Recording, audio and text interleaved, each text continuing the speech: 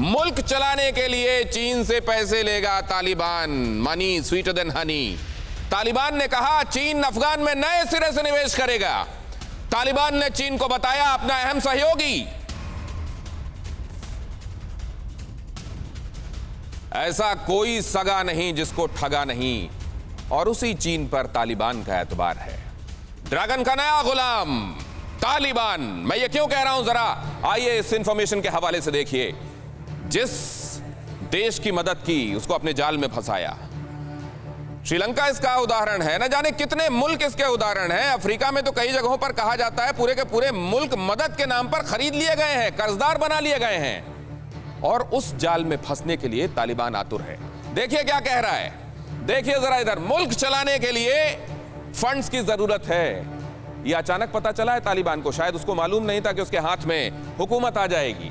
चीन पैसा देकर नया अफगानिस्तान बनाएगा। चीन अफगानिस्तान बनाएगा तो आपके लिए बनाएगा। चीन हमारा सबसे भरोसेमंद सहयोगी। पाकिस्तान का क्या होगा? वो बेचारा दिन भर कह रहा है कि हमने बनाया, हमने पाला, हमने पोसा।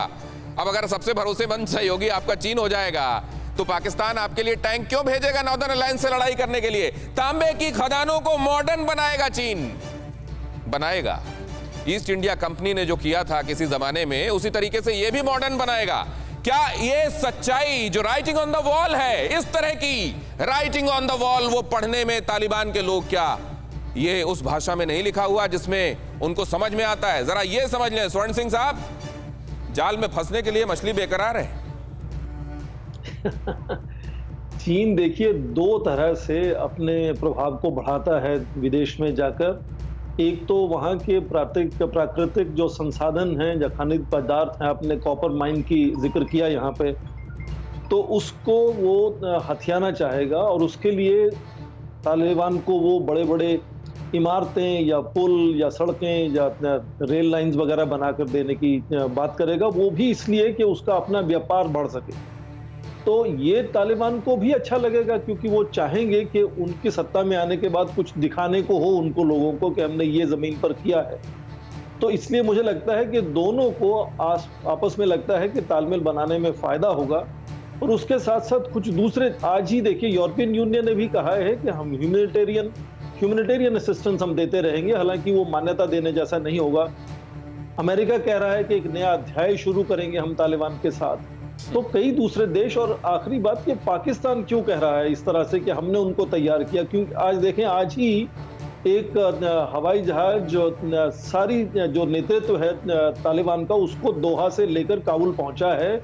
और ऐसा माना जाने लगा है कि शायद जो नई अंतरिम सरकार का गठन हुआ है वो दोहा में हुआ है, इस्लामाबाद में नहीं हुआ। तो पिछली बार जब तालिबान ताकत में आया था, सत्ता में आया था 1996 में, तो जग जाहिर था कि वो सारी सरकार, सत्ता जो थी वो पाकिस्तान के यहाँ बनी थी।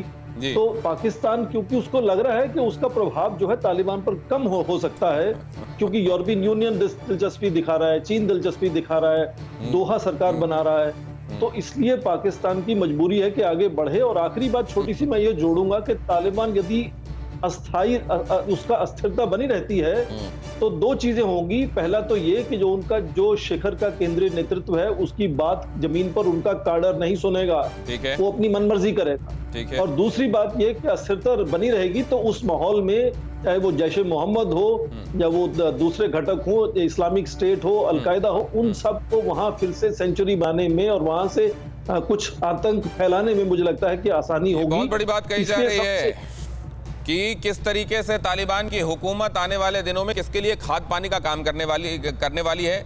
लेकिन यह बात भी सच है कि तालिबान जिस स्वरूप को लेकर सामने आ रहा है, उससे उसी के लोगों का मोह भंग हो रहा है, और वो जा रहे हैं या तो इधर तहरीके तालिबान पाकिस्तान में जाकर शामिल हो रहे हैं, या फिर ISIS का रुख कर रहे हैं। फिक्र आपकी, सोमवार से शुक्रवार रात 9 बजे सिर्फ TV9 भारतवर्ष पर।